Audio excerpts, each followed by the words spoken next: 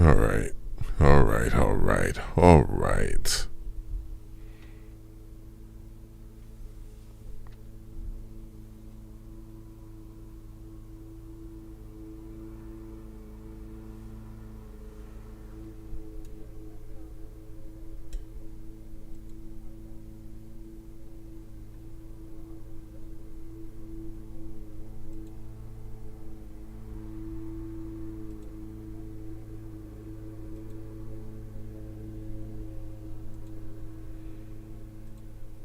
Let me get this all set up and everything. Sorry about this. Sorry about this.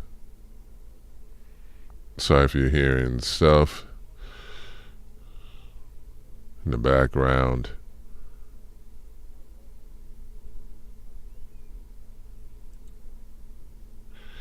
The background and whatnot.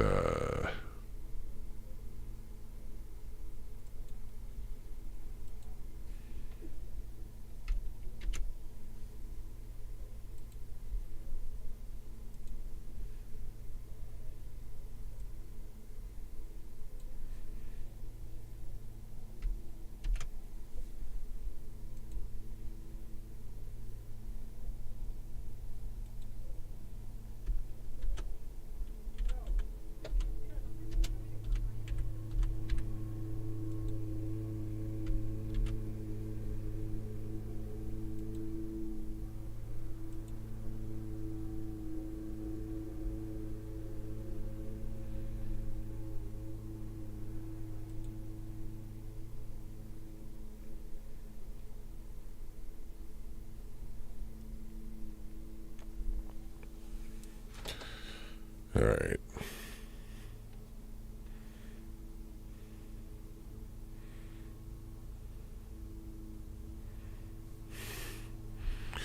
Be right back.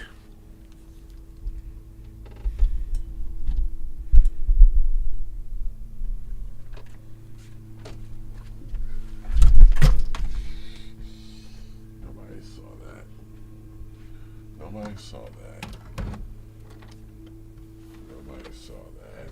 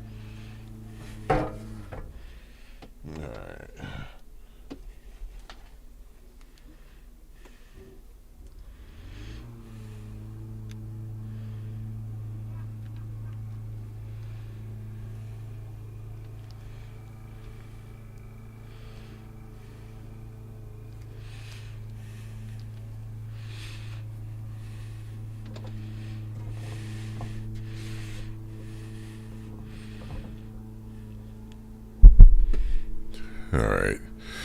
Okay.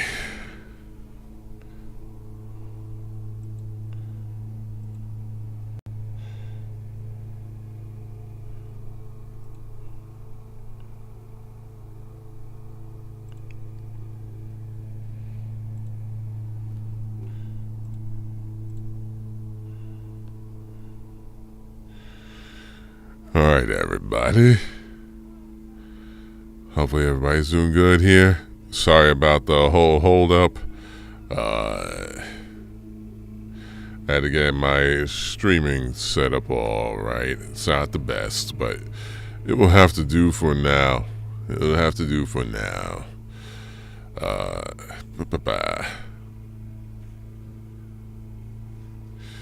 I'll wait for a few others to come in before I jump straight back into my read of this book here. One Nation Under Blackmail, Vol.1.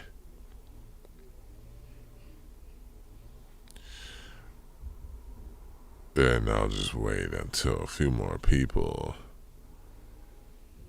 before I jump.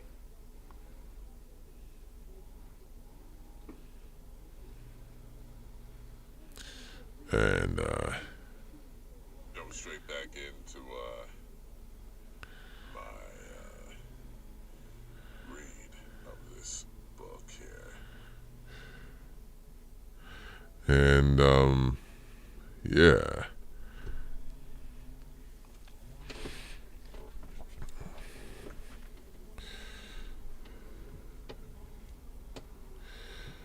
All right.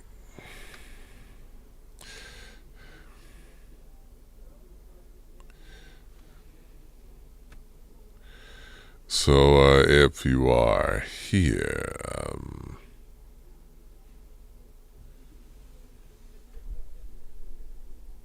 just wait until a few people come on in.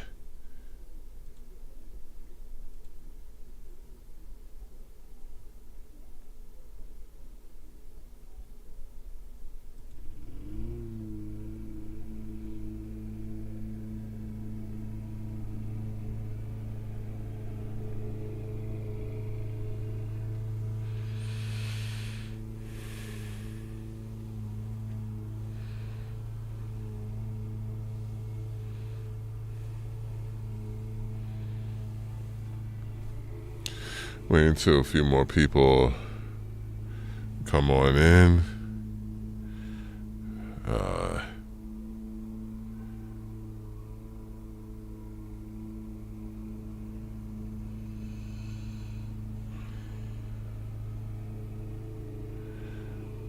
So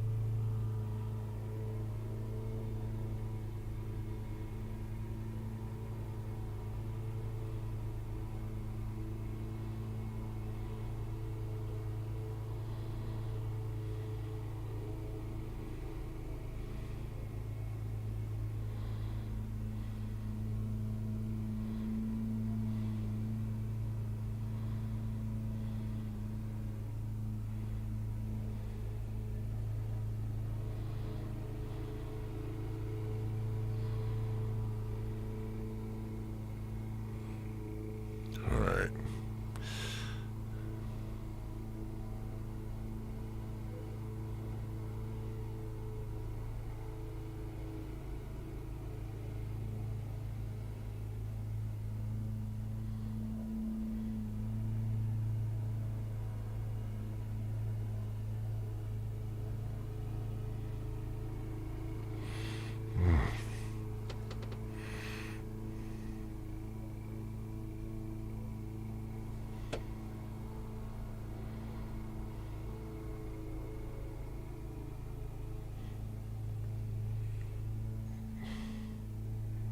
Come on.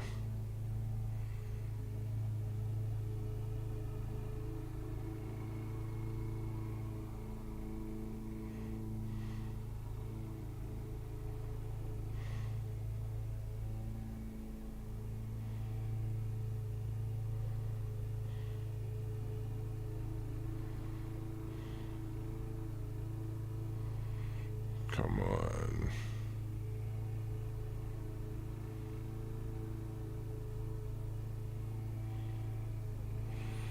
Yeah.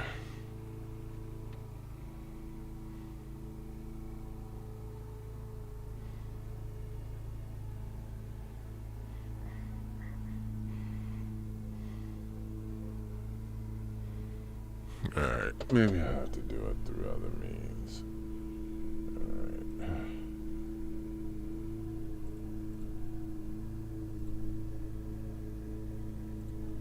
Other photo. Okay. No, no, no. No.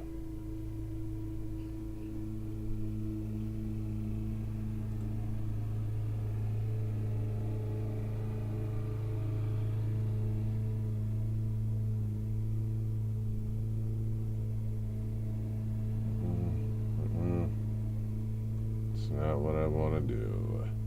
Not what I want to do.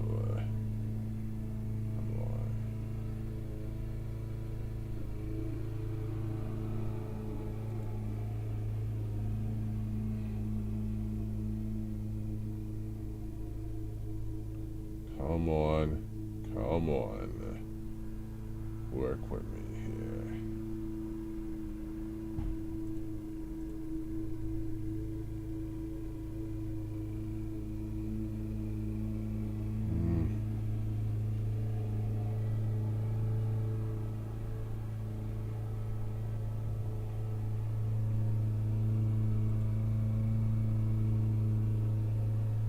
No, I don't want to do that.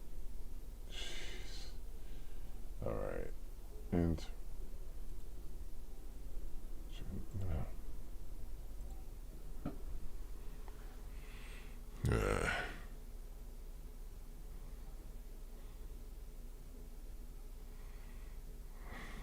come on.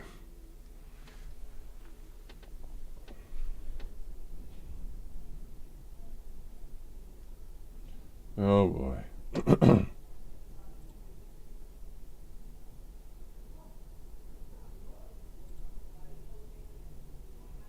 Intern, no. No, no. There's gotta be a way to share that.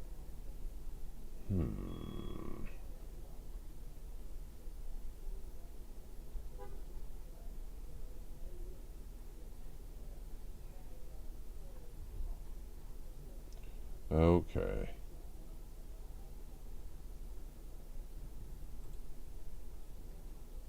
No. Clipping.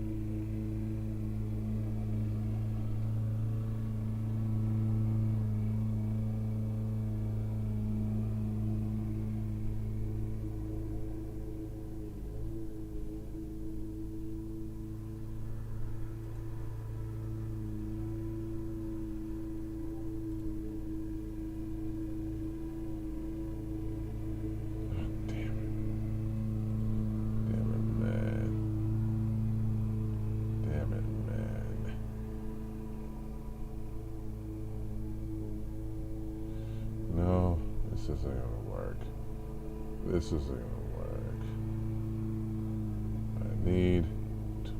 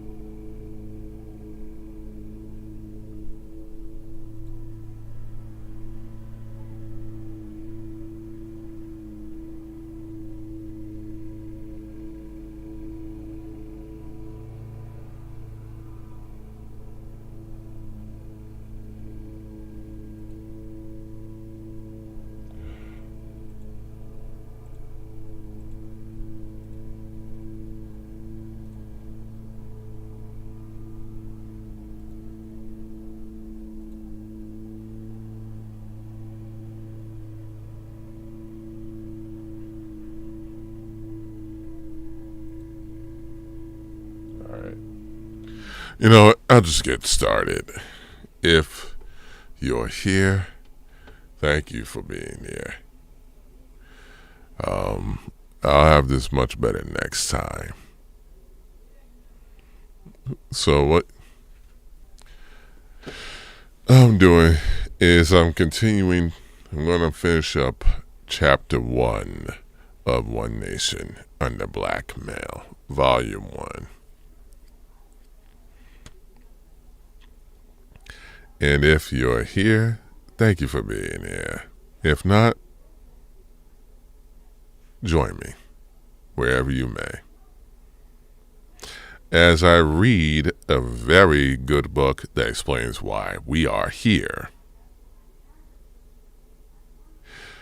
And let me finish up Chapter 1 of One Nation Under Blackmail by Whitney Webb.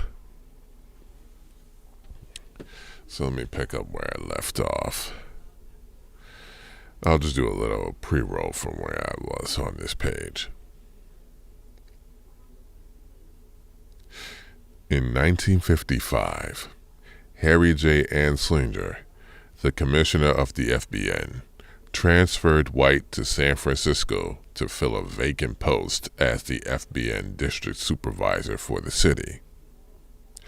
This was by no means the end of his work with Gottlieb and the CIA. Instead, he was granted control of MKUltra Subproject 42, or as White called it, Operation Midnight Climax.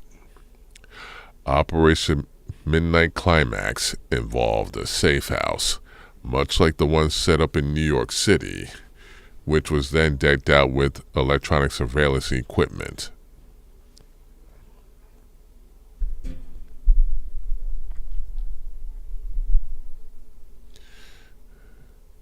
Prostitutes were then enlisted, who would lure unsuspecting clients back to the pad, where they would then be slipped LSD.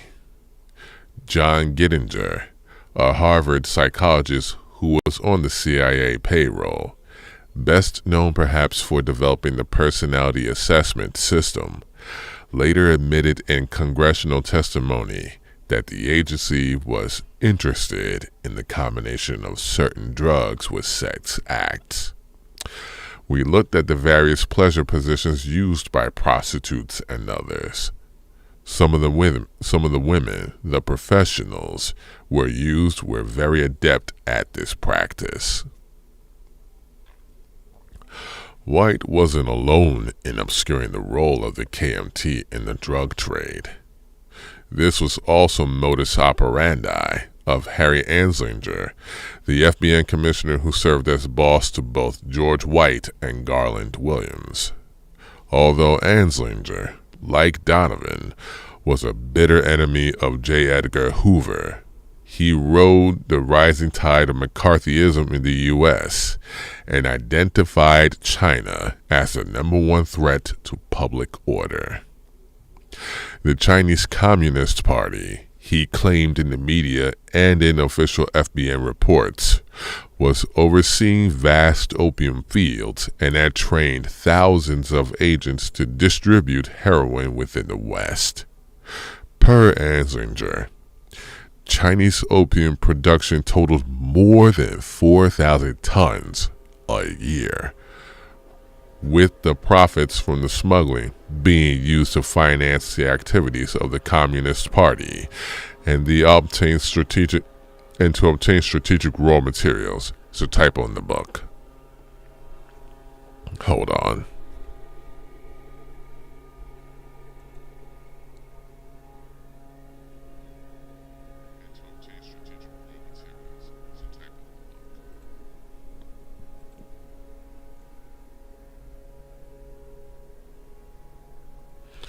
All right. Importantly, Anslinger did not have any agents located in Asia in the post-war years, with FBN posting taking place at a fairly late date in 1962. The claims made by Anslinger in the 1950s were sourced from intelligence provided by the KMT itself and, in the early years, by the intelligence apparatus of General Douglas MacArthur's military command in post-war Japan. Overseeing this intelligence web was MacArthur's protege, a fascist sympathizer named General Charles Willoughby. Willoughby, as will be discussed in Chapter 5, would later become a player in the so-called China Lobby, a domestic political pressure network that supported the KMT and hardline Cold War politics. It is doubtful that the misdirection being deployed by Anslinger, White, and others in their milieu was for propagandistic purposes alone. Scott's Operation X thesis suggests a dual function. First, okay, that's actually bothering me a bit.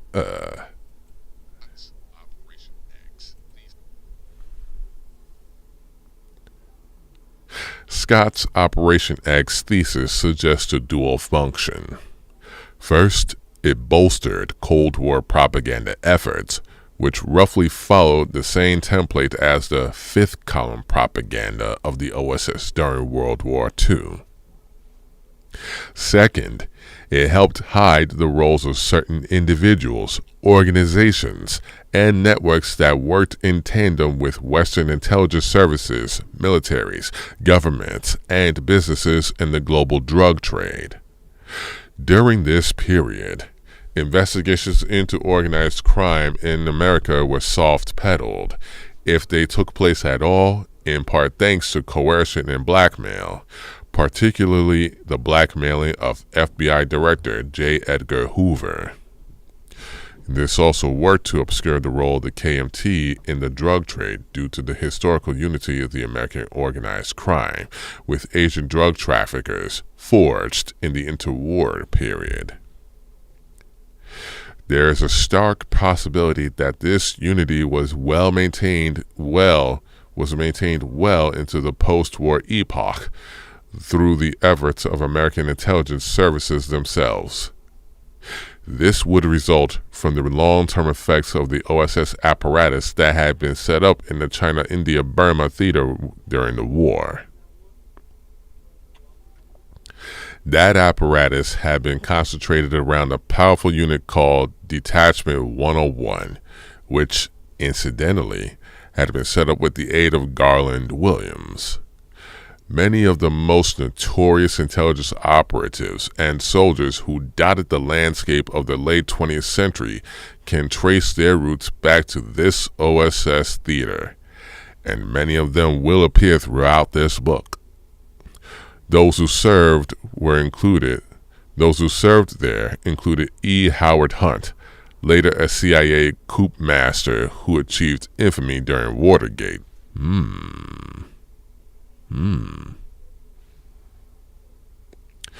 Another was John Singlaub, a major player in the Iran-Contra affair. There was also Paul Helliwell, soon to become one of the architects of convoluted shadow banking strategies and a primary node between the worlds of intelligence and organized crime. In 1943, William R. Pierce, who would later lead the CIA's first training program, became the head of OSS Detachment 101 after his predecessor, Karl F. Eifler, was injured. Pierce subsequently became the head of all OSS operations in the China-Burma-India theater and personally oversaw commando operations carried out by KMT troops against Chinese Communist forces. Pierce later reflected on his OSS years in an autobiography, and while discussing payment issues needed to finance the OSS operations in Asia, made a startling disclosure. Simply stated, paper currency and even silver were often useless, as there was nothing to buy with money. Opium, however, was the form of payment everybody used. Not to use it as a means of barter would spell an end to our operations. Opium was available to agents who used it for a number of reasons, from obtaining information to buying their own escape. Any indignation felt was removed by the difficulty of the effort ahead. If opium could be useful in achieving victory, the pattern was clear. We would use opium.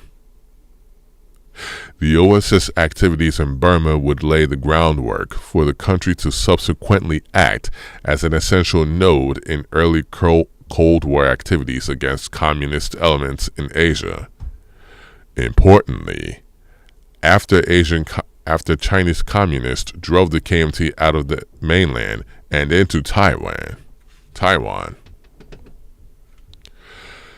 Burma became one of their main outposts. There, the CIA organized a secret army with prospective plans to stage an invasion of China. Although the KMT was to fail in its military operations, writes Alfred McCoy, it succeeded in monopolizing and expanding the opium trade.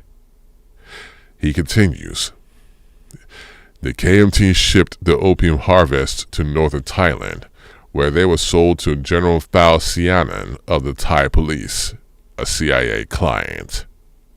The CIA had promoted the Phao KMT partnership to secure a rear area for the KMT, but this alliance soon became a critical factor in the growth of Southeast Asia's narcotics trade.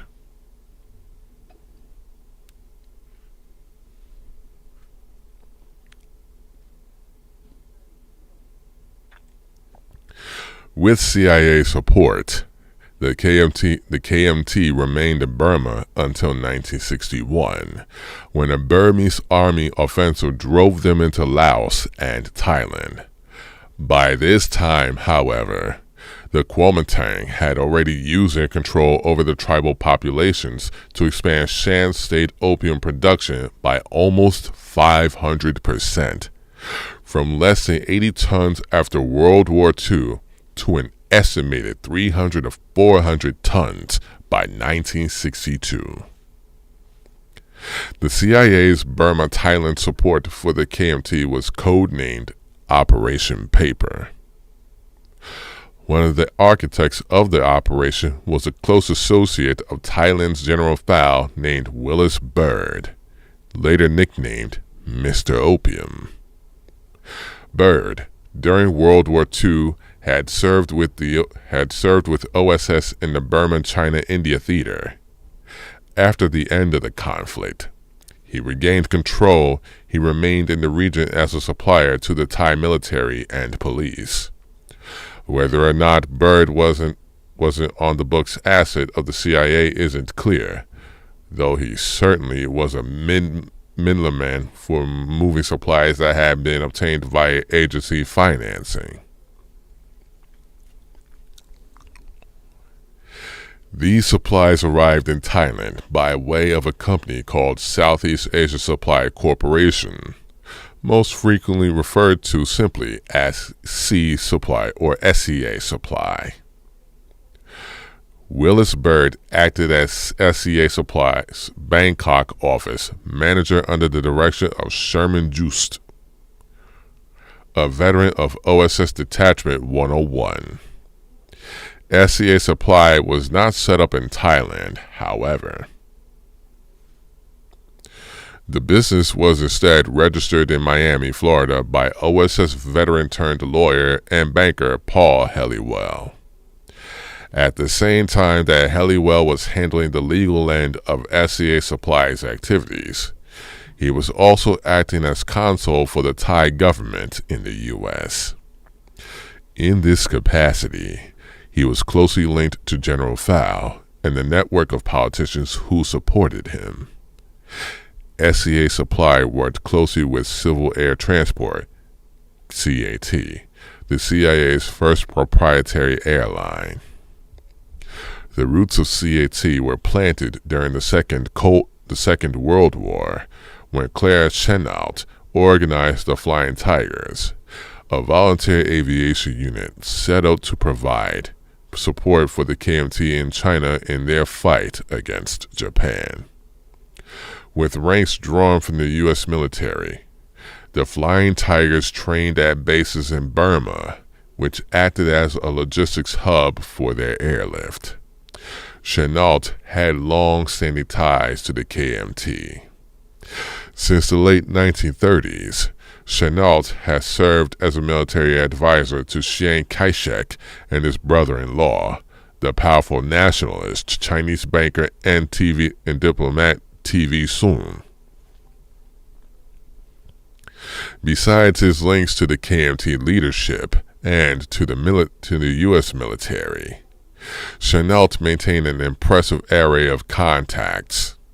His lawyer was Thomas Corcoran, a top advisor in President Roosevelt's New Deal Brain Trust.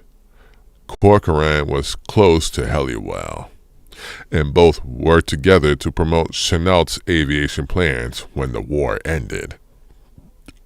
Back in America, Chennault fell in with the so-called China Lobby, the network of politicians, businessmen, and other players who lobbied for support for the KMT as the only viable group who could oppose the Chinese communists. He set up and managed an impressive airlift of American relief supplies in China, with the supply flight contracts going to Chennault, of course. Central to this effort was the 1946 creation of a new airline called Civil Air Transport that Chennault had co-founded with Whiting Willauer. Willauer would go on to be U.S. ambassador to Costa Rica and was also later involved in the 1954 CIA-led coup in Guatemala.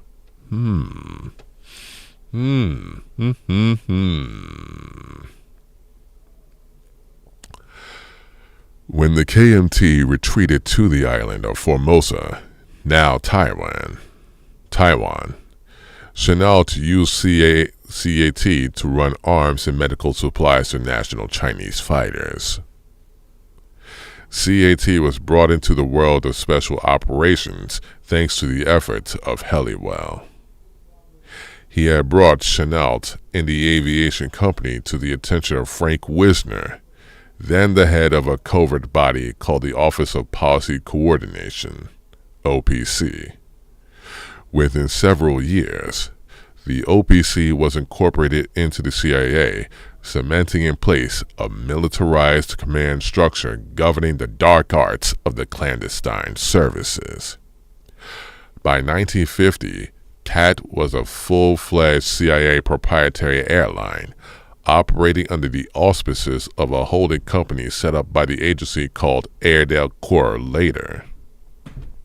Airedale Corps was renamed Pacific Corps, and CAT would become Air America. Air America was the CIA's premier airline and remained active from the 1950s into the 1970s. It was finally dissolved in the wind down of the Vietnam War, though many of its assets were sold off and absorbed into a CIA-linked firm called Evergreen International Aviation. Meanwhile, several Flying Tigers pilots went on to create the air freighter firm Flying Tiger Line, a major commercial cargo airline that also operated military contract services and engaged in covert operations. Flying Tiger Line would later have a major presence at the Rickenbacker Airfield near Lockbourne, Ohio. CAT's later incarnation, Southern Air Transport, would later relocate there in the early 1990s, a few years after Flying Tiger Line was absorbed into Federal Express. The airline's relocation was thanks, in part, to Jeffrey Epstein and had chiefly relocated to manage cargo for Leslie Wexner's The Limited. See Chapter 17. That is interesting.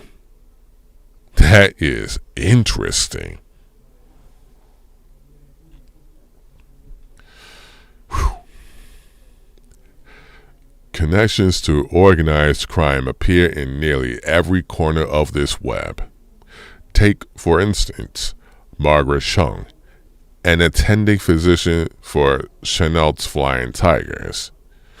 A member of the Hip Sing Tong, she made frequent trips to Mexico City in the 1940s in the company of Virginia Hill, an inside player in organized crime circles with close ties to the likes of Bugsy Siegel and Meyer Lansky. During this period, Hill became intimate with a number of Mexico's top politicians, army officers, diplomats, and police officials, which likely facilitated the activities of her close friends in the underworld. Hill was also particularly close to the Chicago outfit during this time, the significance of which will become clear shortly. As mentioned above, Mexico had become an important base of operations for the drug smuggling network of Costello and Corolla. Given their ties to Meyer Lansky, it is certainly possible that Hill's own appearance in Mexico was connected to these earlier activities. Importantly, Mexico had become a vital transshipment point for the KMT's own drug trafficking during this same period. Does the presence of Margaret Chung alongside Hill then suggest that the KMT's drug operations in Mexico directly intersected with those of Lansky and Ismailian? Given the history of Lansky associates working with the KMT and the Green Gang, it is certainly possible, if not likely. The structure of this apparently intricate network can be developed further when considering that civil air transport, one of the successors to the Flying Tigers, was, by 1960, flying in and out of Laotian territory controlled by the Hmong tribesmen. The tribesmen were a major supplier of opium destined for refinement into opium. The CIA's covert support for the Hmong is discussed in Chapter 5. Airstrips for CAT's flights were built by Bird and Sons, and a private engineering firm controlled by the CAT representative in Bangkok, William H. Bird. Bird was the cousin of Willis Bird of the OSS and of Helliwell's SEA Supply.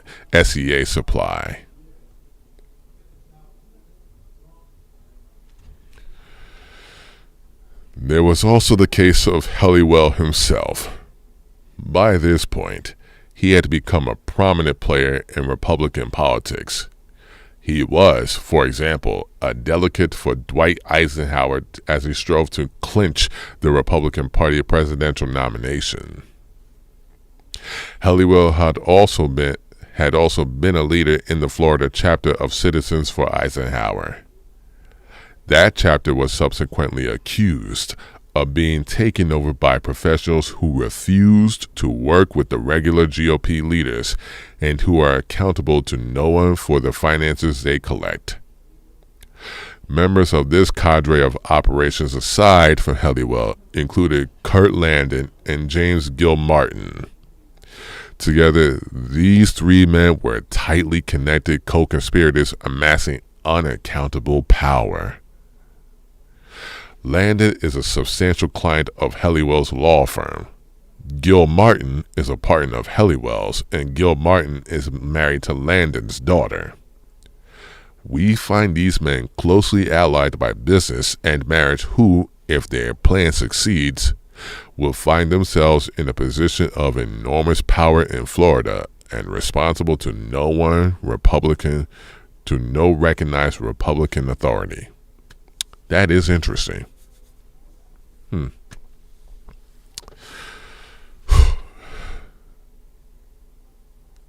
While Helliwell was making waves in the world of politics and in the world of covert operations, he was also making a foray into the world of Florida insurance. He was the counsel for and later secretary, then chairman of American Bankers Life Insurance, located in Miami. I'm going to repeat that again. He was the counsel for and later secretary, then chairman of American Bankers Life Insurance, located in Miami. Importantly, Helliwell utilized the offices of American Bankers Life as a hub for many of his activities. The Florida Thai consulate, for instance, was located at the same address as the insurance company, as was SEA Supply. In addition to this important CIA linkage, American Bankers Life also shared important connections, one of which was Helliwell himself with Miami National Bank.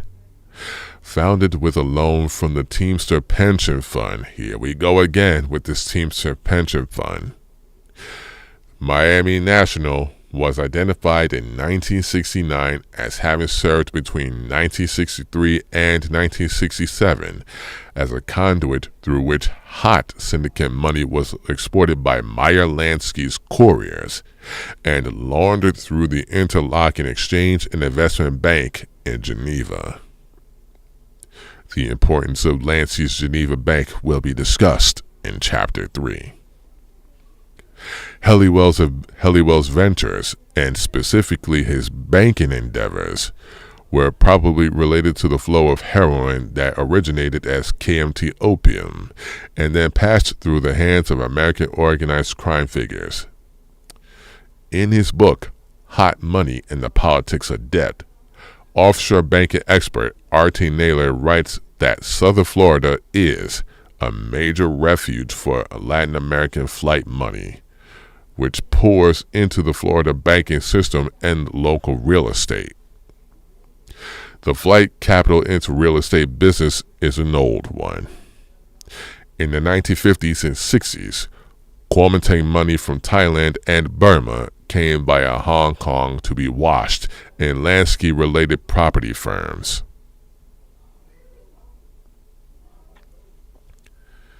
And that was the end of that mini part. As I said, I am going to finish Chapter 1, which is a hefty chapter. All these chapters are hefty.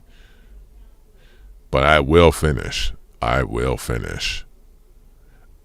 I'll do what I can to finish.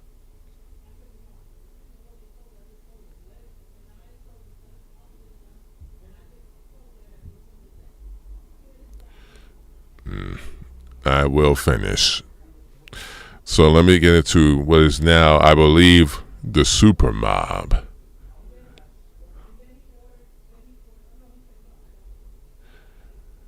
The super mob. Yep. Now, I'm getting to the super mob. Here we go. The super mob.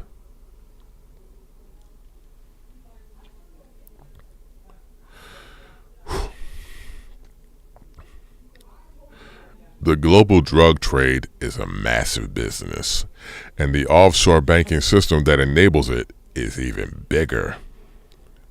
Although most imagine drug networks, their controllers, and their users as existing on the fringes of society, in reality, the massive amounts of capital that results from the production and distribution of illicit drugs occupy a central place within the global economic system.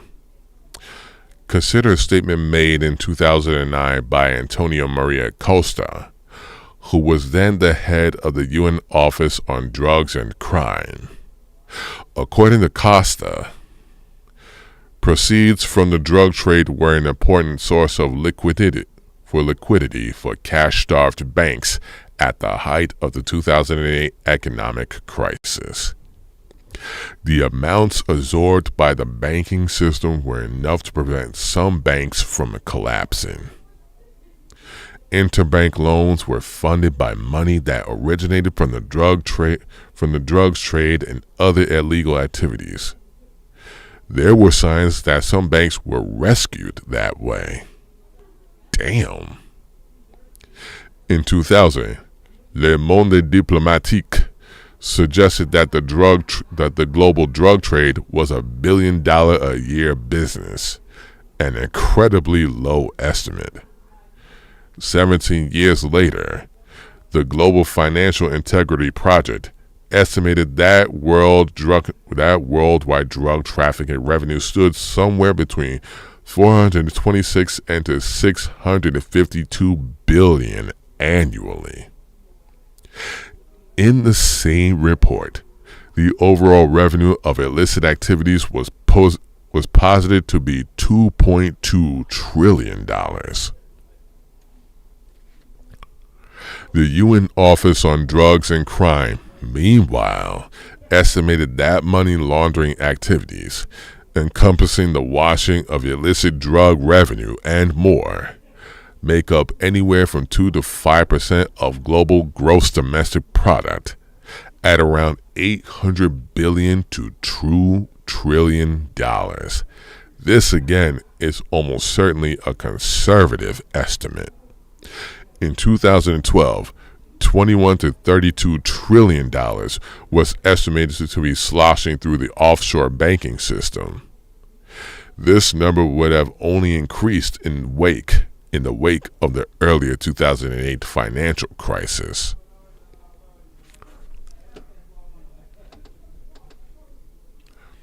When such immense sums of money are being generated, it isn't left to idle in bank accounts in the Caymans, Bermuda, the City of London, or wherever.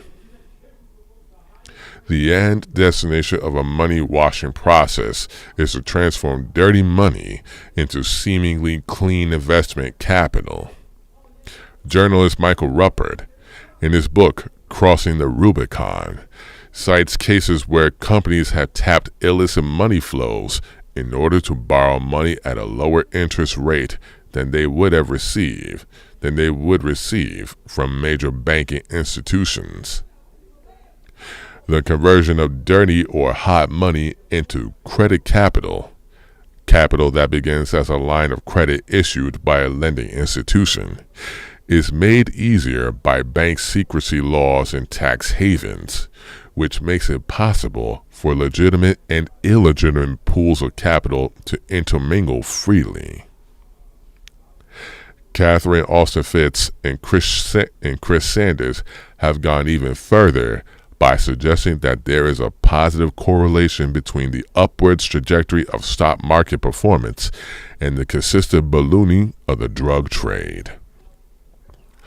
While there are a number of factors that impact stock market performance, such as easy money interjected into the economy by the central banks of various countries, Fitts and Sanders write that it may seem strange to think of a positive correlation between narcotics trafficking and the stock market, but consider the proceeds of crime need to find a way into legitimate, that is, legal channels, or they are worthless to the holders.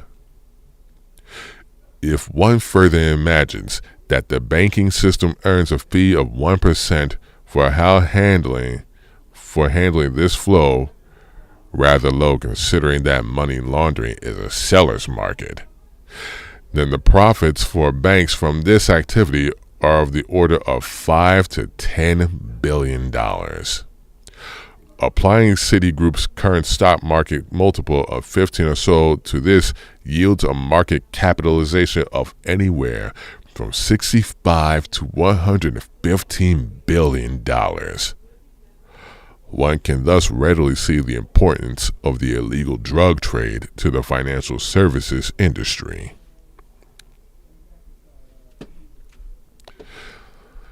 Another tactic for washing money is the capital into real estate operations that Naylor referred to in relation to KMT drug money flows in Florida. Indeed, it seems that the explosive growth of the world of the world economy in the decades following World War II opened up countless investment opportunities where the funds from drugs and other sources of capital for organized crime would be socked away. It was this period, after all, that saw the great ballooning of real estate markets and the high-tech industry, along with the modern tourism industry that spawned everything from destination resorts and exotic locales to the sparkling lights of Las Vegas casinos. In his book, Power Shift, Kirkpatrick Sale argues that the post-war era was characterized by a rising southern rim that came to confront the traditional seat of American economic and political power in the Northeast. The southern rim was made of the southern states, portions of the Midwest, and the Sun Belt, a large expanse that stretched from Florida to California. The rim's ascendancy, he argues, was connected to the opening up of vast real estate opportunities, related in part to tourism and retirement, to the oil and gas industries, and to the delirious growth of defense-related industries under the new Cold War paradigm. Sorry, excuse me. Sale suggests that organized crime, so often associated with the American Northeast, found a remarkable range of new opportunities in the southern rim, thus propelling these networks to previously inconceivable heights of power and influence. The blossoming trade of opium and heroin, clearly spurred and protected by the CIA, fits snugly into these series of developments. Sale writes that smuggling, especially of heroin, in which the trade grew steadily more lucrative after the opening up of Asia's Golden Triangle in 1948, tilted to the south, taking advantage of the enormous rim coastline and the porous Mexican border, along which whole networks of Latin connections and Mexican connections were developed. And everywhere in the booming rim, millions of dollars were placed in legitimate investments, chiefly in those high-risk operations where venture capital is hard to come by. Oil exploration, for example, and land speculation, and in those large-scale businesses where sizable amounts of capital are necessary. Corporate farming, for example, technological manufacturing, and, above all, real estate development.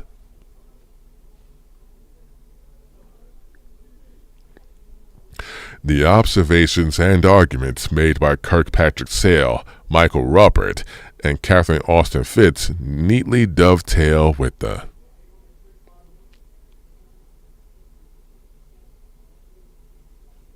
My bad. Sorry. I'll restart that.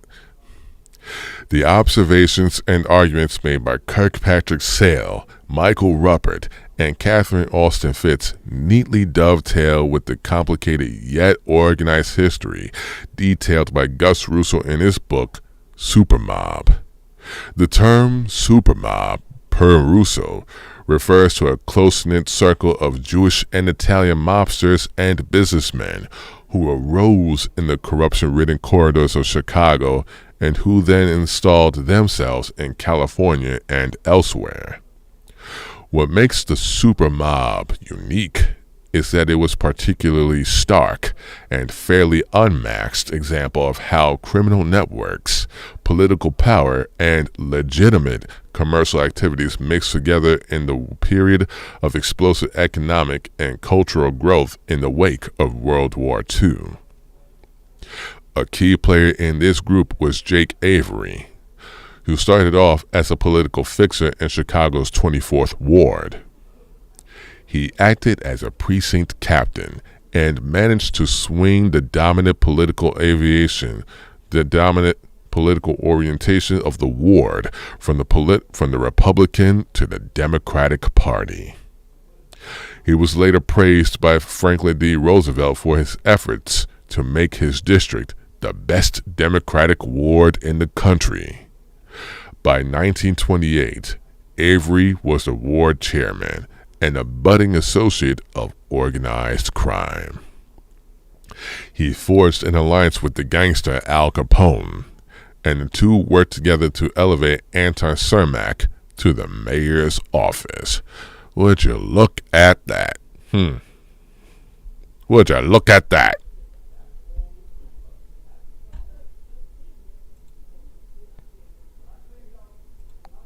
Would you look at that?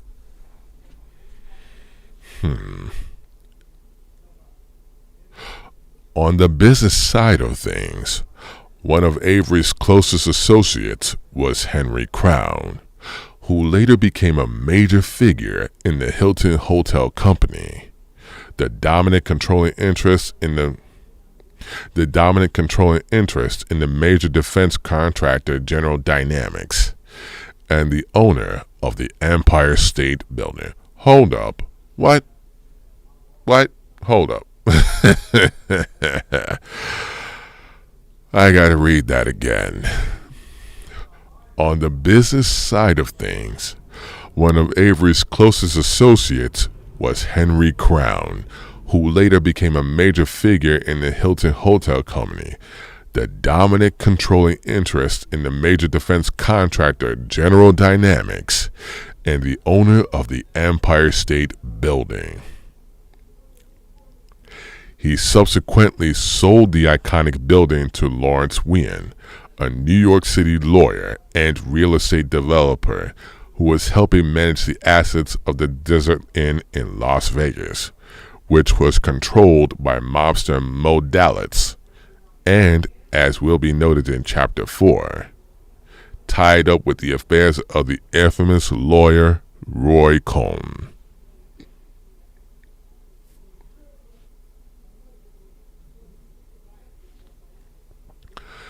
Crown was also in business with David G. Baird, who ran a trio of foundations tied closely to organized crime and that moved CIA money. David Baird and his foundations will also be discussed in Chapter 4.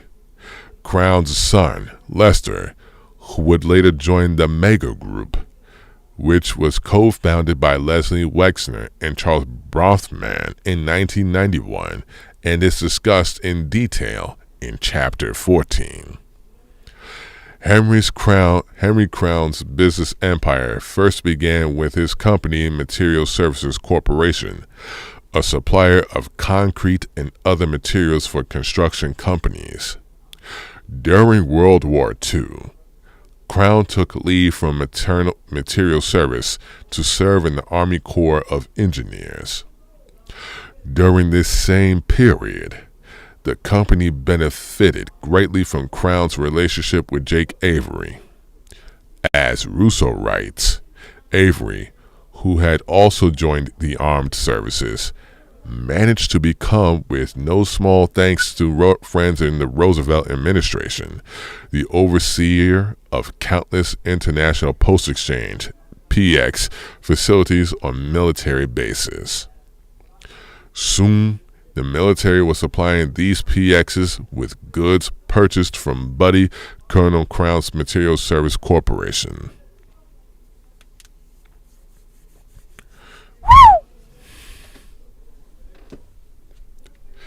In 1959, Material Services Corporation merged with General Dynamics, which, at the time, was a producer of bomber aircraft, ballistic missile systems, and other cutting-edge technologies for the American military.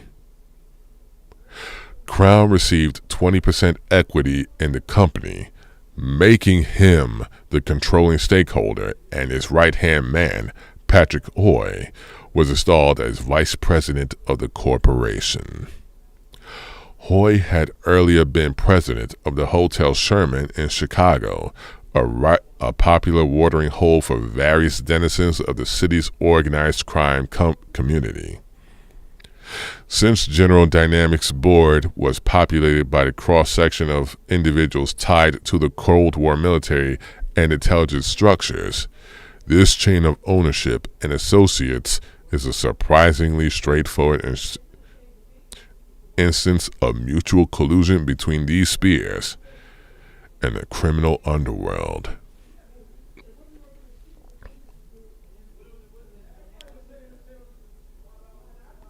In 1966, after leaving General Dynamics, Hoy became vice chairman of the Penn-Dixie Cement Company, the CEO of which, Jerome Castle, was an admitted old friend of New York crime boss Frank Costello.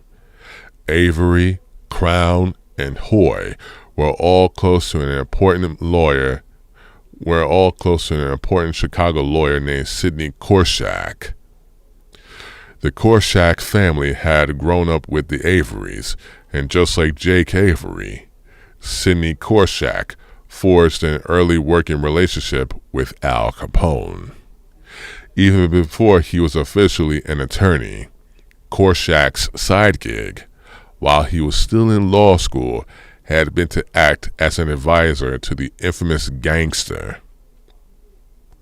His subsequent law partner, Edward King, was the lawyer for Capone's heir, Frank Nitti, before setting off for greener pastures in New York, where he worked for Meyer Lansky himself. Lansky and Korshak also did business together as partners in the Acapulco Towers Hotel. Notably, the magazine New West stated in 1976 that Korshak was the logical successor to Meyer Lansky. Like Crown's business associate Lawrence Wine, Korshak had ties to mobster Mo Dalitz's circles. According to Rousseau, Korshak lent his considerable legal talents to helping arrange frontmen for organized crime interests in Las Vegas hotels and casinos. The hoods, he writes, needed owners to record whose IRS statements reflected legitimate wealth.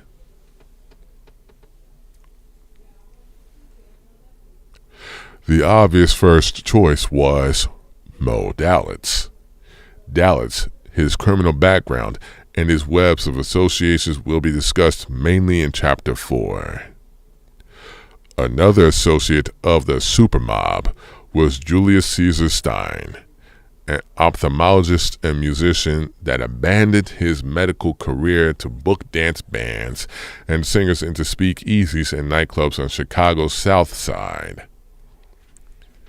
In 1924, he founded the Music Corporation of America, MCA, as an umbrella company for his booking efforts. Reportedly, Al Capone owned a secret piece of the company. While this cannot be confirmed, it is true that Capone and Stein had a cozy relationship, with the gangster ensuring that Chicago's bars, clubs, and music halls directed their business towards Stein and MCA. Oh boy, this is about to get real interesting. In 1936, Stein brought a man into the MCA fold who would go on to fundamentally shape the character and direction of the American entertainment industry forever, Lew Wasserman. Unsurprisingly, Wasserman already boasted a background in mob circles. He had been the publicist for Cleveland, Ohio's Mayfair Casino, which was controlled by Mo Dalitz's network.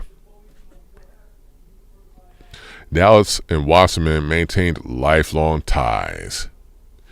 Wasserman would even marry Edith Beckerman, the daughter of Dalitz's lawyer, Henry Beckerman. Wasserman knew Beckerman from his days at the Mayfair Casino. Beckerman's name was listed on the club's liquor license. Wasserman's and MCA's connections to organized crime are discussed in greater detail in chapters 9 and 10. Soon, the Chicago mob began to slow creep into Los Angeles, moving into Hollywood and adjacent industries. The man who started off their advance was Johnny Rosselli, who would later land in Las Vegas as the Chicago mob's frontman in the casino business. He was placed in charge of skimming operations, which, as will be discussed in Chapter 3, moved money into offshore banks in the Caribbean that were themselves controlled by representatives of Meyer Lansky. Perhaps it was his intimate familiarity with this world that helped Rosselli become the CIA's mafiosi of choice when it came to recruiting organized crime figures for its covert assassination plots against Fidel Castro in Cuba.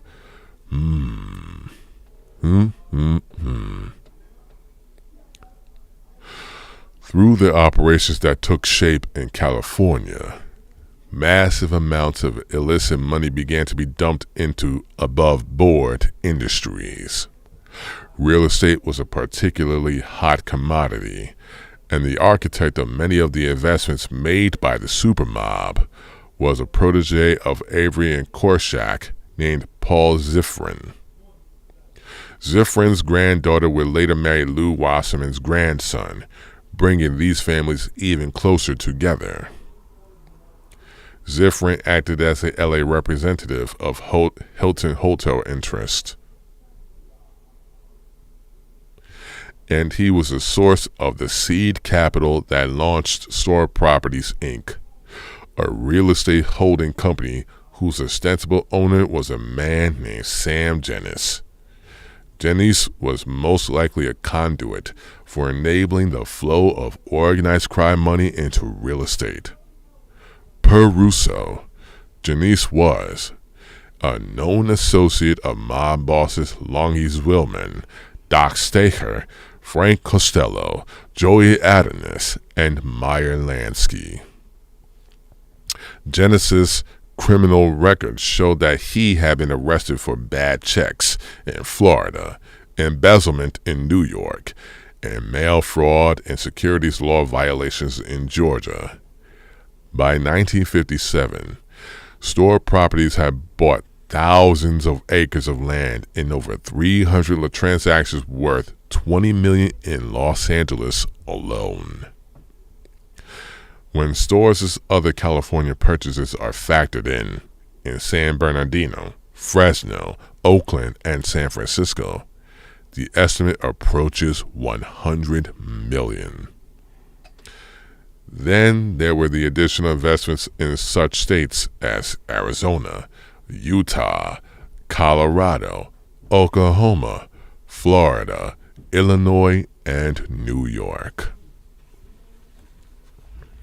Dennis, interestingly, was the member of an organized circle of businessmen who helped provide the startup capital for the Committee on the Present Danger, CPD, an early Cold War pressure group set up to build public support for the militarization plan that had been drawn up by NSC 68. NSC 68 was a National Security Council policy paper that called for the remarkable expansion of the U.S. military budget. Naturally, the CPD counted among its members many representatives of defense contracting companies, a field that, as noted above with the case of Crown Hoy and General Dynamics, was becoming increasingly infiltrated by elements of organized crime.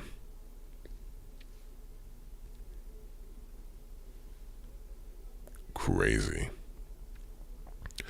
The organizers behind this California group, CPD, were the movie producer Samuel Goldwyn and industrialist Floyd Oldham. The fuck? Whoa, whoa, whoa, whoa, whoa. I gotta go back. The organizers behind this California group, CPD, were the movie producer Samuel Goldwyn and industrialist Floyd Odlum. Odlum, a shadowy figure who is now largely forgotten, was the man behind the towering Atlas Corporation, through which he invested heavily into a vast array of aviation companies, film studios, real estate, and natural resources. Atlas Corporation would later gain lucrative government contracts, in particular for its interests in uranium mining inside the United States and abroad. Odlum's interests were certainly diverse. Through Atlas, his money seeped into Hilton Hotels, into the United Fruit Company, and into Pan Am. Atlas also controlled Convair, the aircraft manufacturer and defense contractor, which is sold to General Dynamics in 1953. As part of the deal, Atlas received large amounts of General Dynamics stock and a representative on the company's board. Odlum and Harry Crown, in other words, were directly affiliated. Wow. Other associates of the California group back in the formation of the CPD were a number of film industry figures, including future President Ronald Reagan. Reagan was an MCA man through and through, having been represented by the company when it bought out the agency that had previously represented him in 1940. Based on the success of Kings Row in 1942, wrote Dan Moldea in his book on MCA, Dark Victory. Lew Wasserman renegotiated Reagan's contract with Warner Brothers, obtaining a deal that paid Reagan $3,500 a week for 7 years. The deal gave Reagan the distinction of being Wasserman's first $1 million client. As will be noted again in Chapter 10, the rise of Reagan to the heights of political power in the United States was facilitated in large part by Wasserman and MCA. At the same time, Reagan was vital to the success and to the survival and success of MCA and Hollywood. At the behest of Wasserman, Reagan ran for and won the presidency of the powerful Screen Actors Guild, SAG. At the time, Reagan was also acting as an FBI informant. Whoa, whoa, whoa. My God. They don't tell you this in the history books. I gotta read that once again.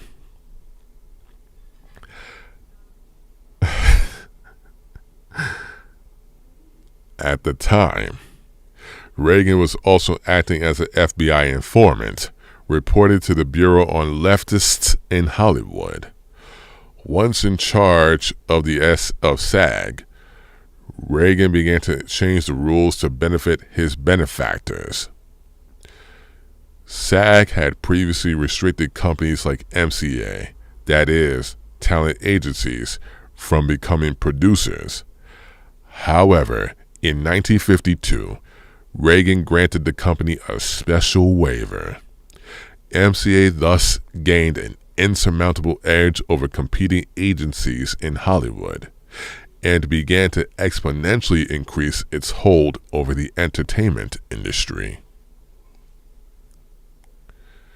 Later, when Reagan secured the governorship of California in 1966, MCA's hidden hand was again lurking in the background.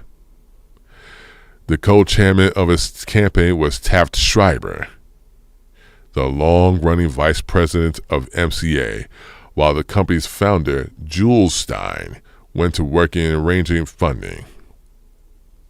went to work arranging funding. According to Mulder, a standing joke in Hollywood was that MCA had even had its own governor.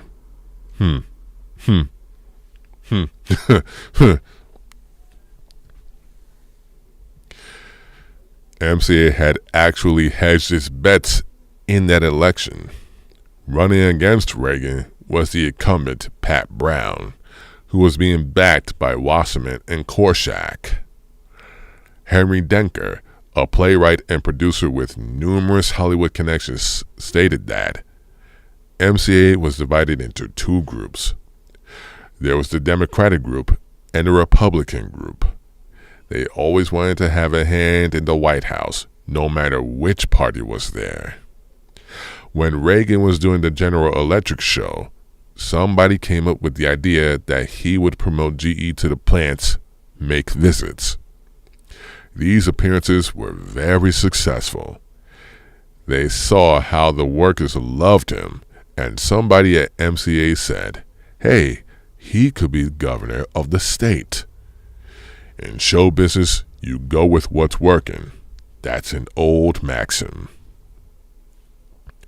After being defeated by Reagan, Pat Brown took a directorship at Investors Overseas Services, IOS, an international mutual fund with connections to Meyer Lansky. He had been brought to the fund by James Roosevelt, one of the sons of former President Franklin D. Roosevelt.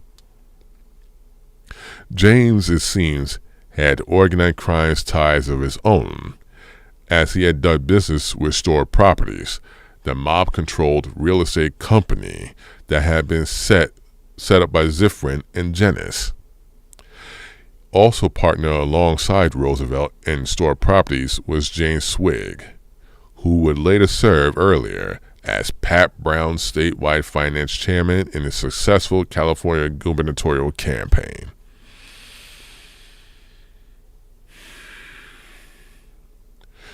The Roosevelt boys seemed to have a penchant for fostering ties to the underworld. James's brother, John Roosevelt, had arranged for Jimmy Hoffa to get a job at Bosch and Company, a New York City securities and stock brokerage that handled about 25% of the Teamsters pension fund's $160 million investments. Damn. Here we go again.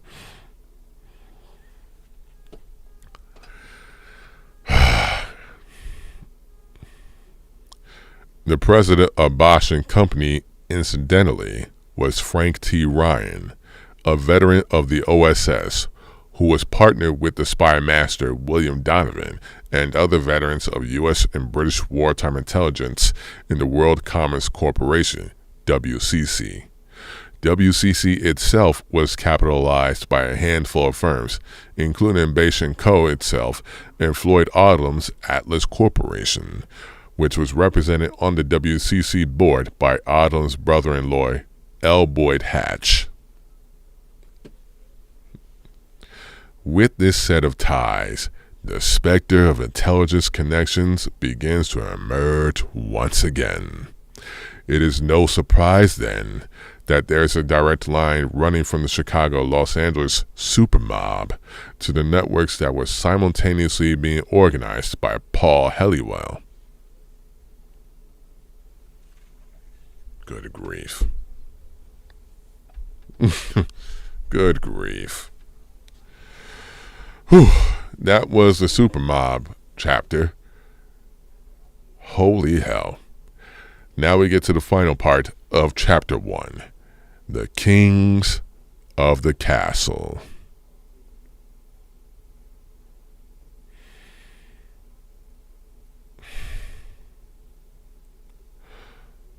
On the 45th page of the most well-known of Jeffrey Epstein's 2 black contact books are the names and numbers of 2 individuals from the same prominent family, Chicago family. Nicholas and Thomas Pritzker. Epstein listed 2 addresses, 5 phone numbers, and 1 email address for Nicholas. For Thomas, he had 2 addresses, 1 email, and 12 phone numbers ranging from his main office number to his farm to his emergency contact line. Under Nicholas Pritzker, Epstein placed the name Hyatt Development Corp. The Hyatt Hotel Company had been taken over by the Pritzker family late in the 1950s, while under Thomas he cryptically noted numero uno. The Pritzkers have long been a potent force in local, state, and national politics. Penny Pritzker, a cousin to Thomas and a board member of the Council of Foreign Relations, had met Barack Obama in the early 1990s, and the future president's political career has long relied on lucrative donations made by her and her family. Obama repaid his debt by making Penny Pritzker a member of the President's Economic Recovery Advisory Board. During Obama's second term, Penny was nominated and confirmed as his Secretary of Commerce. Penny's brother, J.B. Pritzker, meanwhile, served as the co-chair of Hillary Clinton's 2008 campaign before working to broker an agreement between Clinton and Obama. In 2019, he was elected governor of Illinois.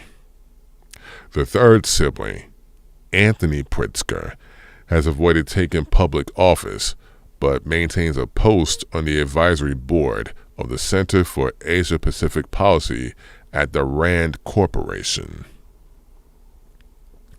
Travel up the family tree and one begins to find that the Pritzker family's wealth and influence might have originated in darker corners. Take Abram Nicholas Pritzker, grandfather to Nicholas, Thomas, Penny, J.B., and Anthony. One of 3 sons of Nicholas J. Pritzker, Abram had worked with his brothers at the family law firm Pritzker & Pritzker, where he specialized in business law. In the 1930s, he decided to dip into the world of business himself, and he and his brother Jack invested in a string of companies across Chicago. One of these was Hyatt, which would help the family secure lasting influence. As was the case with Henry Crown, the Pritzkers had to deal with the Hotel and Restaurant Employees Union, where Sidney Korshak was the labor negotiator. Then there was the case of Frontier Finance. As Gus Russo writes, Jack Clark, a renowned Chicago private investigator, recently recalled what he heard on the streets. Frontier Finance was used and owned by the Pritzkers as a holding company, and is believed to be the secret to the origins of the family's involvement with criminals. Pritzker lent to immigrants 5 for $7 or $5 lent against $7 repayment with interest. Hold up. Pritzker lent to immigrants 5 for $7 or $5 lent against $7 repayment with interest. It was started on the West Side, and the Pritzkers let the mob run it for them.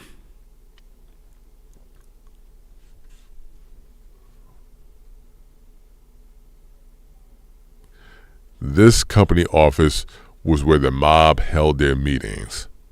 Frontier Finance was a state-licensed loan company with a number of legit investors, such as the Postmaster of Chicago, a former chairman of the Cook County Republican Party, and a retired Chicago police captain. But curiously, the president of the firm was Frank Bucieri, brother of the notorious Fiore Fifi Bucieri, one of the outfit's top gambling bosses and a dreaded juice collector. Holy crap. Another Abram Pritzker venture was the Franklin Investment Company, which later went on to dominate the hotel business in Columbus, Ohio. It had been set up with the aid of Paul Zifrin, is that name, who acted as a partner in the venture. Joining with them was a friend of Abram named Arthur Greene, described by the Chicago Crime Commission as the brains of all the Chicago rackets. Greene, a close associate of the aforementioned James Roosevelt, there's that name again, was reported to have facilitated investments on behalf of Meyer Lansky, there's that name again. Additionally, Greene somehow figured in the California expansion of Jules Stein's MCA through a relative named Edwin Greene, a vice president at MCA. Wow. The Pritzker family employed Burton Cantor to serve as a tax attorney for their burgeoning empire, and Cantor gained a spot on the Hyatt board. Cantor would, in time, boast connections to powerful operatives from international criminal networks, not to mention the CIA and Israel's Mossad. Yet earlier on, Cantor received massive kickbacks from Abram Pritzker after Cantor arranged for the family to take over a San Francisco hotel built by Prudential Financial. Cantor, in characteristic fashion, opted not to pay any taxes on his gains. As part of the deal, Cantor had arranged for secret payments to be made to Prudential executives. What's remarkable about this story is that it took several decades to unravel. Cantor and Pritzker had put this scheme in motion in the 1970s, but it was not revealed until 2007.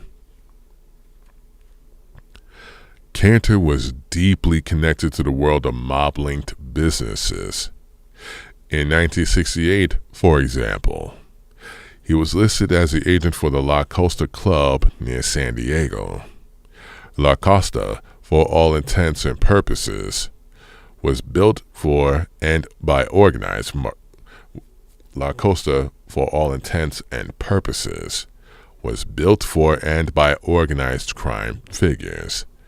Gene Ayers and Jeff Morgan, writing in the Oakland Tribune, noted that La Costa's original developers include Alan Rowan, who was convicted in 1962 on stock fraud charges, and Morris Barney, Mo Dalitz, who, with Rowan, was part of the old-time Cleveland gambling crowd. Good grief. Man. Ayers and Morgan then added that among La Costa's visitors had been Chicago politicians Marshall Korshak, brother of Sidney Korshak, and Jake Avery. St. Louis attorney Morris Schenker, a legal defender of James Hoffa, one man who reportedly spends more time at La Costa than anyone else, is Alan Dorfman, the Chicago insurance magnate who wields tremendous influence over the Teamsters Central State Pension Fund.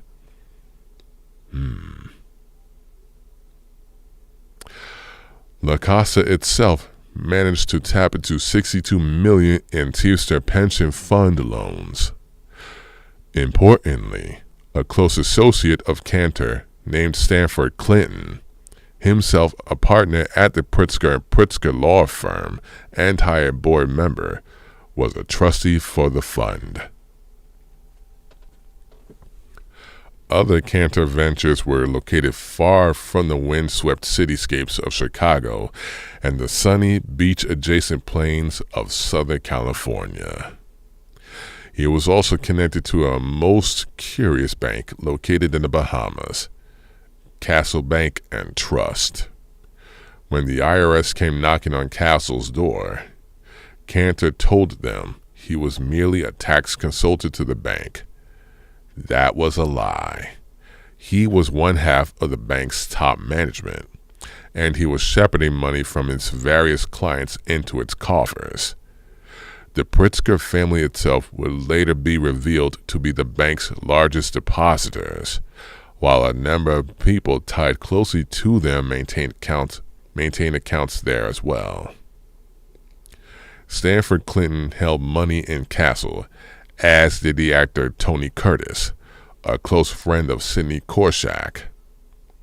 Playboy's Hugh Hefner was there as well. He intriguingly planned to join with the Pritzker Company in an Atlantic City casino venture.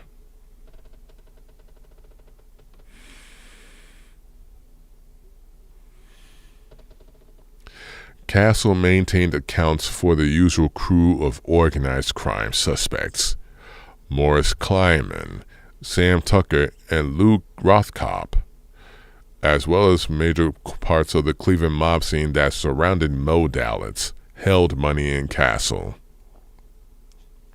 However, accounts vary as to whether or not Dallas himself had money there.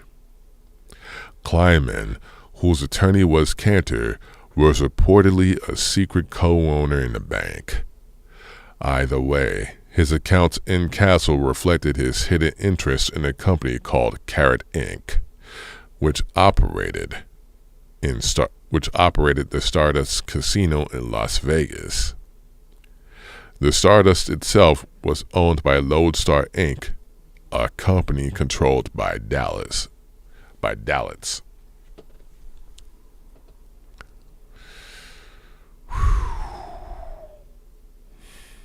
Authorities have been put on the trail of Castle Bank in 1971 after a man named Alan George Palmer and several of his associates were busted flying marijuana from Florida to Oakland, California. Palmer was subsequently revealed to have been a major producer of LSD, mescaline, and THC in the San Francisco Bay Area since around 1968. Palmer fell under the scrutiny of the San Francisco IRS office, which was then leading a program against drug money networks.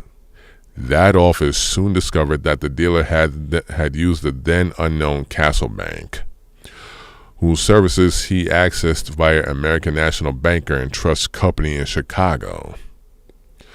Palmer, it seems, had been brought to Castle via Roger S. Basks, Cantor's brother-in-law and a partner in his law firm. This was not the only LSD-related banking taking place at Castle. Accounts were also maintained by William Mellon Hitchcock, a scion of the Mellon family, who will appear again in connection with the UK's Profumo affair in Chapter 4.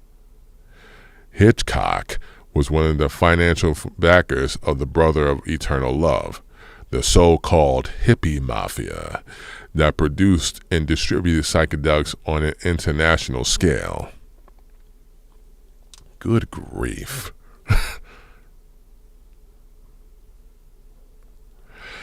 Given that they were based in Orange County, California, it is possible that Palmer's ring was part of their operation, though that cannot be confirmed at this time.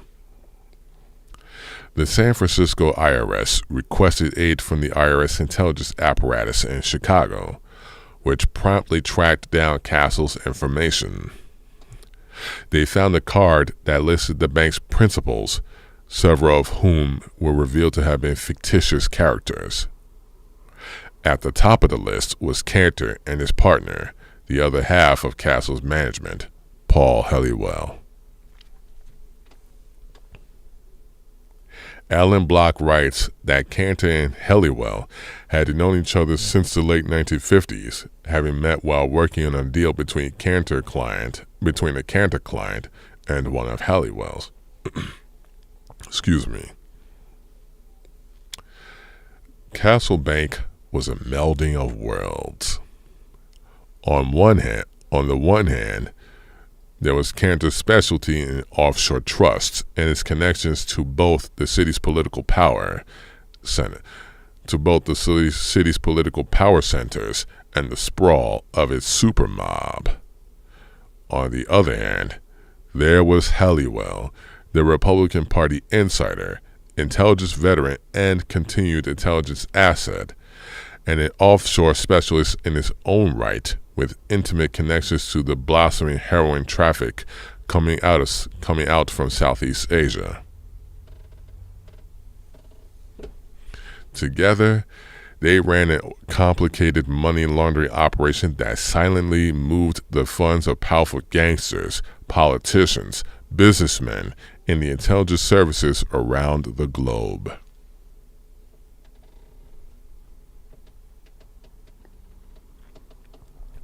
When Castle was first established, it was just a paper company, a company that existed only as a legal entity with no officers, infrastructure, or business activity to speak of.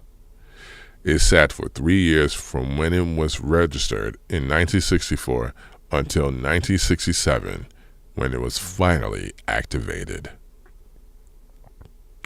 A physical headquarters was established in Nassau, and a law firm, that of a British expat living in Argentina named Anthony James Tullis Gooding, was retained. Shortly thereafter, the number of accounts at the bank began to balloon. Banking relations were then established with banks in the United States, namely Bank of Perrine and Bank of Cutler Ridge. Bank of Perrine and Bank of Cutler Ridge were small, Florida-based institutions that were intimately interconnected. They shared relationships not only with Castle Bank, but with one another as well. Both had the same chairman, Paul Halliwell, and they were also owned by the same set of holding companies, HMT Corporation and later Florida Shares Inc. The shares of these companies were owned by Halliwell and his circle of associates, with one being a mysterious figure by the name of E.P. Barry. Halliwell and Barry had known each other since their days together in the OSS, though the details of the particulars of their relationship are murky. Barry had spent time in the Middle East during his clandestine service, but by the end of the war, he was serving as the head of OSS X2 Vienna branch, i.e., the OSS Counterintelligence Division. Following the war, Barry remained in Europe and became immersed in the world of Zurich banking. Though Harry and his connection to Halliwell and HMT Florida Shares, a number of connections can be found. As will be discussed in Chapter 3, Barry, at the same time that he was involved with these Florida banks, could also be found at the ground floor of Intermaritime Bank, which was controlled by a close friend and future CIA Director William J. Casey, and a businessman underworld operator named Bruce Rappaport. Casey, also an OSS veteran, was reportedly close to Barry as well. Another bank, discussed in later chapters, is the Bank of World Commerce. A Lansky-controlled bank that helped move casino skim and other hot money funds abroad. According to Tom Farah, Bank apparently had banking relations with the Bank of World Commerce in addition to Castle Bank and Trust. What was taking shape in other words, appears to have been an elaborate daisy chain of offshore banks. One of the early ventures that Castle engaged in was a convoluted land fraud that netted millions and intimately involved Cantor. The fraud was carried out under the auspices of a company called International Computerized Land Research, ICLR. Gooding, the British Argentine attorney who represented Castle, registered the company, and Cantor appears to have kept the company afloat, in addition to it using the services of Castle Bank. Thanks to the Bahamas bank secrecy structures, Cantor was able to obscure his position as hidden partner in ICLR. ICLR was run by James McGowan and James Ferrara, the latter of whom was a fairly sleazy operator with a criminal record stretching back to 1926, when he was fined for running a warehouse. When he was fined for running a whorehouse, my bad. He spent some time in prison in the 1930s and 1940s for violations of the Mann Act, having to do with transporting women across state lines for immoral purposes. ICLR was just one, albeit the largest and most complex, in a string of companies this pair had formed in order to hawk low-value California land at higher prices to unsuspecting investors in Europe and Asia. The promotional material, reads one press report, lists Nassau, Okinawa, Hong Kong, Zurich, and Munich as sites of real estate agencies representing ICLR. Like Cantor's elaborate kickback schemes on behalf of the Pritzkers, authorities took decades to untangle the web left by ICLR. When indictments were finally brought against McGowan and Ferrara in 1982, the Los Angeles Times reported that the duo stood accused of running a far-flung land sales empire that defrauded buyers of more than $15 million over a 17-year period. The $15 million is a very conservative number, said Assistant U.S. Attorney Gary Feast. Given that Cantor and his associates effectively structured ICLR, provided with financing, took a financial stake in the company, and provided it with banking services.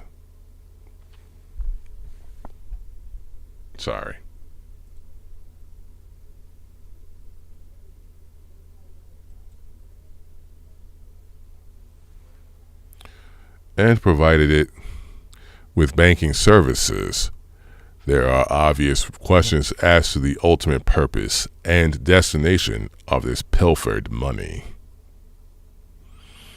Wow.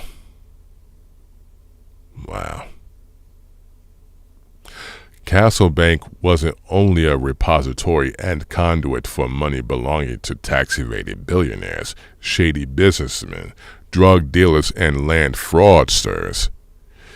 It seems some of their other clients wielded a different kind of power that helped grant the bank its knack for evading official inquiry.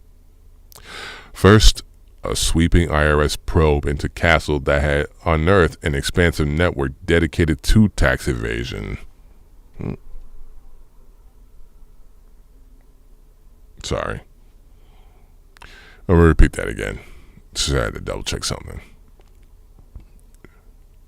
First, a sweeping IRS probe into Castle had unearthed an expansive network dedicated to tax evasion was shut down. In addition, the list of names of Castle clients investigators had obtained was declared to have been found through illegal means. Then, a Department of Justice probe into the bank was dropped in 1977. 3 years later, in 1980, the real circumstances of this obstruction were revealed. It now appears that pressure from the Central Intelligence Agency, rather than any legal problem, was what caused the Justice Department to drop what could have been the biggest tax evasion case of all time. Moreover, the supposed legal obstacle to using the Castle Bank depositors list was questionable at best. The government already had in its possession the same list obtained legally. What caused the Justice Department to look back off seems to have been the CIA's argument that pursuit of the Castle Bank would endanger national security.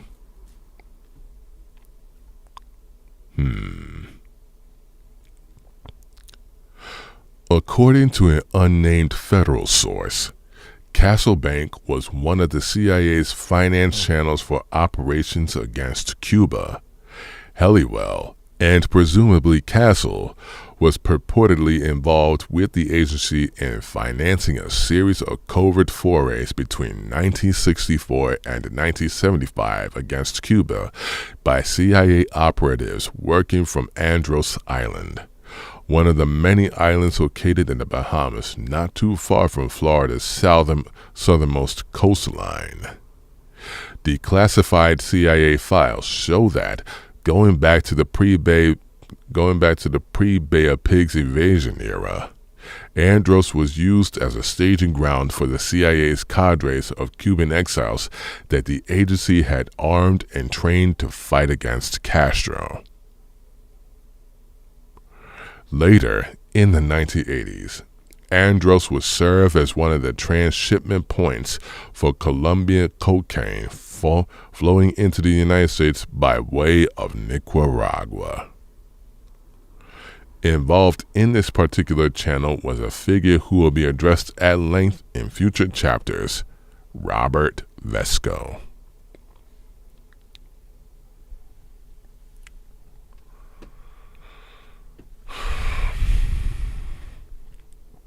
And then we have a couple of endnotes, which are obviously books and other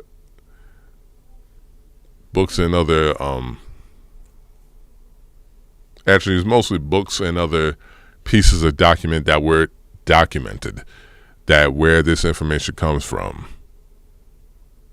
that shows that this isn't made up, all legit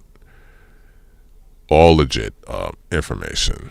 So with that being said, that is chapter 1, the underworld of One Nation Under Blackmail by Whitney Webb. Chapter 2, because of how large these chapters are, will be spread out over a few days, possibly 2. And with that, enjoy the rest of your day. And I will try to have these types of streams more often and actually much more organized and streamlined. But I hope you enjoyed this live reading. And I think it's important. I really do think it's important. Have a great day. Paul Greene-Dennis, Deep Green out.